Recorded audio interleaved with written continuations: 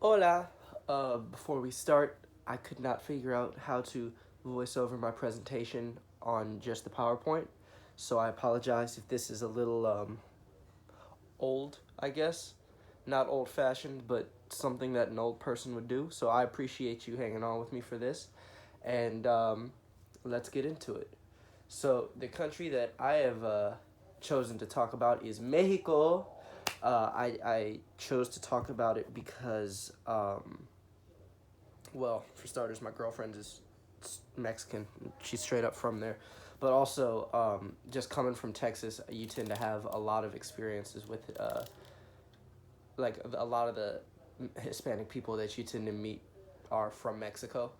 And I just thought it would be cool to learn a little bit more about their country. So, hechos básicos, the basic general, like the general basic information is let's go on the size of Mexico. Mexico is the 13th largest country in the world.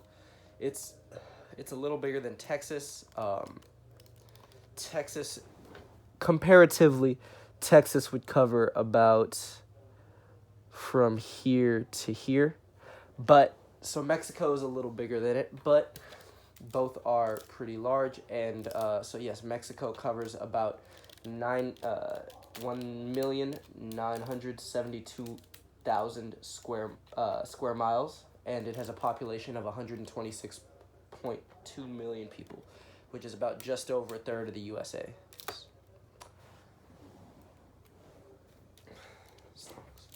Um, so deeper into the general information, the pesos y la economía, the money and the economy, uh, as opposed to America and other numerous other countries around the world. As of recently, Mexican business has been booming. Up until 2012, their economy was in shambles. They weren't really exporting a whole lot, and they were underperforming Brazil, which is notorious for having a terrible economy. And they have turned it around thanks to their exports. And by 2018, they made $2.6 trillion and became the 12th largest exporter in the world. Comparatively, 2.6 trillion is, I think, a third of America's debt. So not only does it tell you how much money that is, it also tells you how badly we've handled our economy in the U.S. of A. So yeah, um, but when it comes down to their exports, what might they be exporting? One of their biggest exports, and similar to America and the UAE, those kinds of places, is oil. Mexico is the eighth largest oil exporter in the world, and they only continue to grow. It is a massive land. There are massive kind of just barren areas that are untapped. So their oil deposits we don't see running out anytime soon, really. Um, Now, the one thing is almost 80% of Mexico's exports for oil and other things go to the USA. We are highly, I don't want to say that Mexico is dependent on us, but we play a large role in their economy. They make a lot of the electronics that we use, whether it be, TVs, game systems, some computers, those kinds of things, as well as machinery for medicinal use like EKGs and heartbeat monitors and those kinds of things. And they also make engine parts and stuff like that for airplanes and helicopters and stuff. So they stay busy, but a lot of their sales go straight to America. Now, my personal favorite and most important um, section of this is the comida, the food.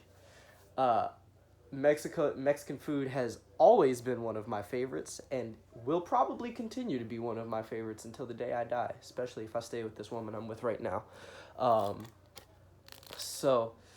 Mexican food is not Tex-Mex as opposed to what many say. There are a lot of similarities, and a lot of Tex-Mex is Mexican food, but like a lot of Americans, I've learned kind of imagine over in Mexico, everybody's just eating on the border and Torchy's tacos and that kind of thing, and that's not the case. A very popular meal, I wrote in lower income areas, but it's in a lot of areas. Beans and rice is a very common dish, gets a lot of, you know, nutrients that are needed in, and they help with a lot of stuff.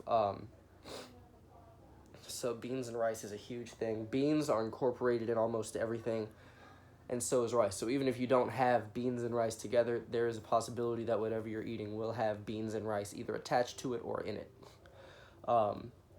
But their other major foods is their most famous, the tacos. We have a country here named, or a store here named after it, Taco Bell, which is just tortillas with meat, cilantro, cheese, onions, whatever you feel in it. Usually they'll put some sauce in it, green sauce, red sauce, hot sauce basically. Pozole, which is a soup that's made with hominy and meat. People can add all kinds of things, whether it's peppers, spices, whatever. Mole, which is a sauce that goes on top of the meat. You know, they'll put it on chicken, on beef, that kind of stuff. Guacamole, everyone knows what that is. That was a major thing here, and more. You know, taquitos, chili con carne, tamales, quesadillas. They love using avocados and a lot of stuff. So you know, it's a lot of stuff like that. Moving on. Now, religion in Mexico. Mexico was originally, when it first got colonized, was almost entirely Catholic. Once the Europeans came in and wiped out a lot of, well, they didn't wipe them out, but they converted, is a better way of saying it, a lot of the natives to Catholicism. It was probably 95% in the 70s to 80s Catholic, and then Protestantism came in the 90s and swiftly dropped the number of Catholicism from 93 to 88. So as of today, I believe Mexico is, yes, 88% Catholic and probably 4 to 5%, maybe more, Protestant, and the majority of the rest just don't associate with religion. So yeah, so the one issue that I did find out on researching this is that Christians actually, both Christians and Catholics, can be persecuted in Mexico. And not only can be, they have been persecuted in the past, not because of their religious beliefs, but because of what they do for the community. Because serving the community, taking care of the poor, that kind of thing is so important to living as a good Christian and that kind of thing.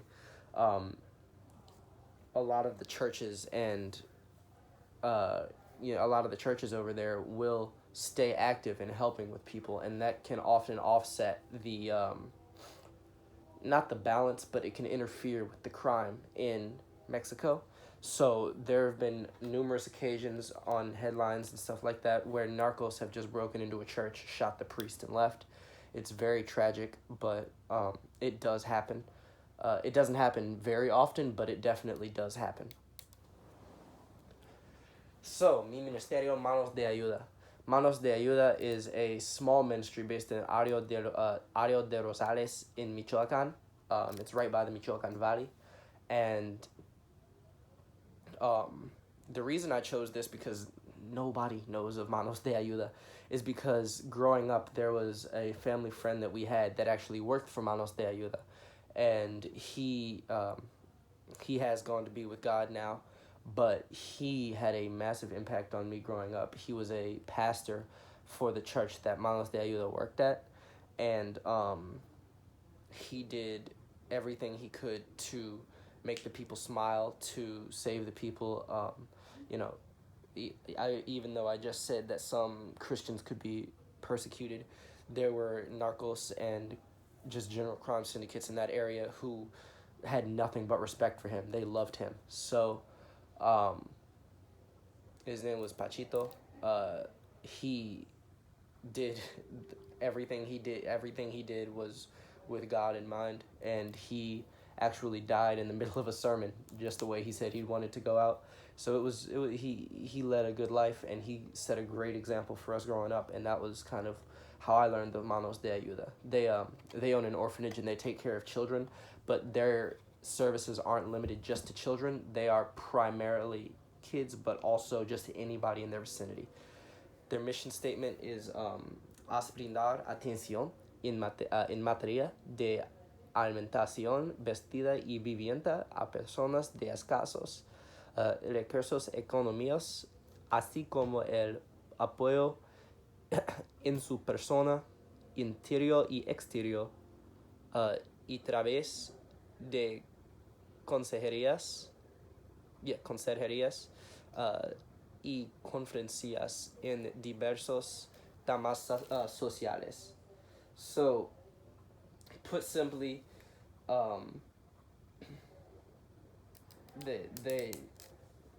their mission statement is to bring food, aid, and wisdom to not just the children, but to their area as a whole. They also offer counseling to people, and that's how they choose to spread God's name, not by just going out and kind of doing evangelism. They go out to help, which is great, and it provides a great example for kids growing up who could be turning to crime in the future. Who knows? It provides a great example for them and some for them to follow. And so yes, that's Manos de Ayuda. So mi idea para Manos de Ayuda, my idea for Manos de Ayuda is it's a bit of a one-time thing. It wouldn't be a recurring thing unless we were able to find somebody who was willing to volunteer their time every couple months or every month or something like that. But Manos de Ayuda has a low budget and is in a small, destitute part of rural Mexico in the Michoacan Valley. My dad went there, and he once said that they took a truck into the forest, had to get out the truck, cross a river, and like walk across a river, and then get into another truck to get to Área de Rosales, which is where MDA is. So I think that one great way of doing it, of giving them some hope and also being able to spread the word, would be maybe talking at a church in the local area, or even from a little far away, just seeing if there's anybody who's an expert in helping people find jobs or that kind of thing, and asking them to volunteer their time, or we could offer to pay them, but we wouldn't be able to pay much. But having somebody volunteer their time and come through to help people find a job fair, just basic stuff, helping them learn how to dress for a job interview, how to talk in a job interview, the right handshake, that kind of stuff, but also to work with people individually and find what they think that not only that the people would enjoy as a job, but also that the people would be able to thrive at as a job, so that they can help provide for their family better. And yeah, so that was my plan for Manos de Ayuda. So yeah, that was my plan for Manos de Ayuda, and thank you for helping us with this class, sir, and I hope that this presentation was all right, even though you could see the computer. And yeah, you have a good one, sir.